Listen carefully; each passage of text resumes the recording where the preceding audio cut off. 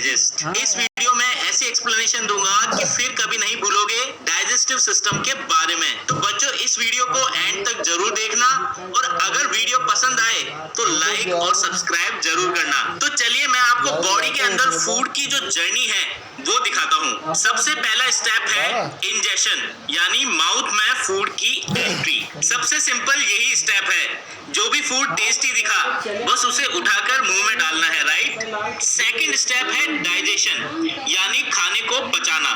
यहाँ ध्यान रखने वाली बात यह है कि डाइजेशन का प्रोसेस माउथ में ही स्टार्ट हो जाता है। टीथ्स यूज करके हम फूड को स्मॉल पीसेस में ब्रेक डाउन करते हैं। सैलिवरी ग्लैंड्स फिर सलाइवा प्रोड्यूस करती है जो वाटरी लिक्विड होता है और फूड को वेट कर देता है। फूड के स्मॉल पीसेस और सलाइवा को हम टंग यूज करके मिक्स करते हैं। अब हम इस रिजल्टेंट मिक्सचर को इजीली सॉलो कर सकते हैं। सलाइवा में एंजाइम्स होते हैं जो फूड में प्रेजेंट स्टार्च या कार्बोहाइड्रेट को शुगर फॉर्म में कन्वर्ट कर देते हैं। सॉलो करने के बाद फूड पाइप में चला जाता है। इस फूड पाइप को एसोफेगस कहते हैं। एसोफेगस फूड को स्टोमक तक लेकर जाता है जहां फूड करीब 3-4 घंटे तक रहता है और डाइजेस्ट होता है। स्टोमक की वॉल्स पर जो ग्लैंड्स होते हैं वो गैस्ट्रिक जूस प्रोड्यूस करते हैं। इस जूस में 3 सब्सटेंस होते हैं,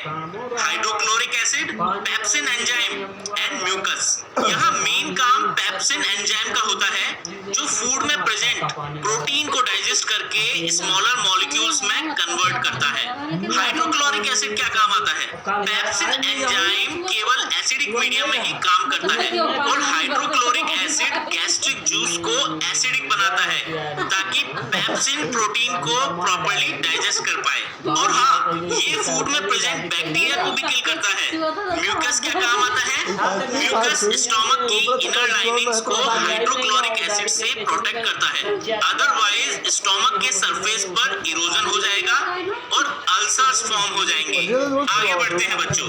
अब ये पार्शियली डाइजेस्टिव फूड एंटर करता है स्मॉल इंटेस्टाइन में। स्मॉल इंटेस्टाइन 6.5 मीटर्स का एक नैरो पाइप है जो कॉइल फॉर्म में अरेंज्ड रहता है। स्मॉल इंटेस्टाइन में फूड का डाइजेशन कंप्लीट हो जाता है। फूड में present carbohydrates, protein and fat सबका फाइनल डाइजेशन यही होता है। स्मॉल इंटेस्टाइन से कनेक्टेड होते हैं लिवर और पैनक्रियाज। लिवर एक सब्सटेंस रिलीज करता है जिसे बाइल कहते हैं, जो लिवर में गॉल ब्लैडर में स्टोर्ड रहता है।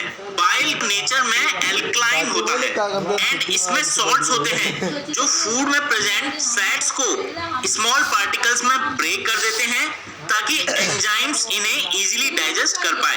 ये एंजाइम्स पैनक्रियाज से स्मॉल इंटेस्टाइन में आते हैं और ये एल्कलाइन मीडियम में ही वर्क करते हैं। पैनक्रियाज से स्मॉल इंटेस्टाइन में पैनक्रियाटिक जूस एंटर करता है जिसमें 3 एंजाइम्स होते हैं, एमिलेज, ट्रिप्सिन एंड लिपेज।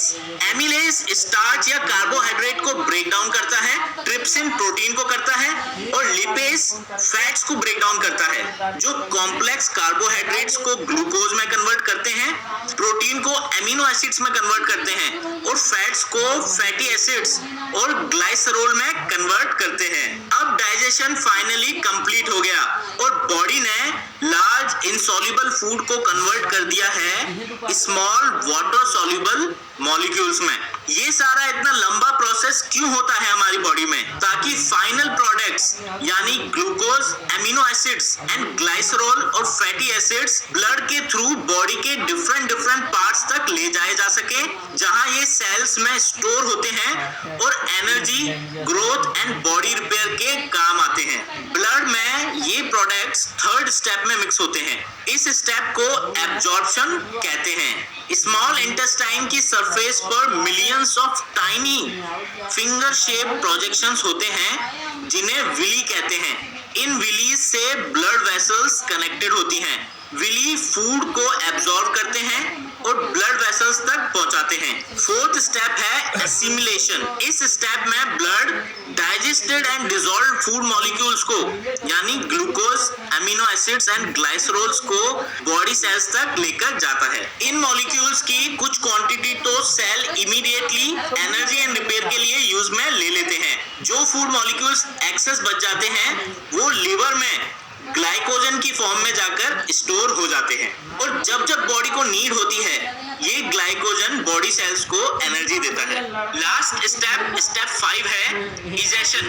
जो फूड बॉडी स्मॉल इंटेस्टाइन में डाइजेस्ट नहीं कर पाती वो लार्ज इंटेस्टाइन में चला जाता है। यहाँ रिमेनिंग फूड का पूरा वाटर विलीज की हेल्प से लार्ज इंटेस्टाइन एब्जॉर्ब कर लेती है और फाइनली ये सॉलिड फूड रेक्टम में जाकर स्टोर हो जाता है।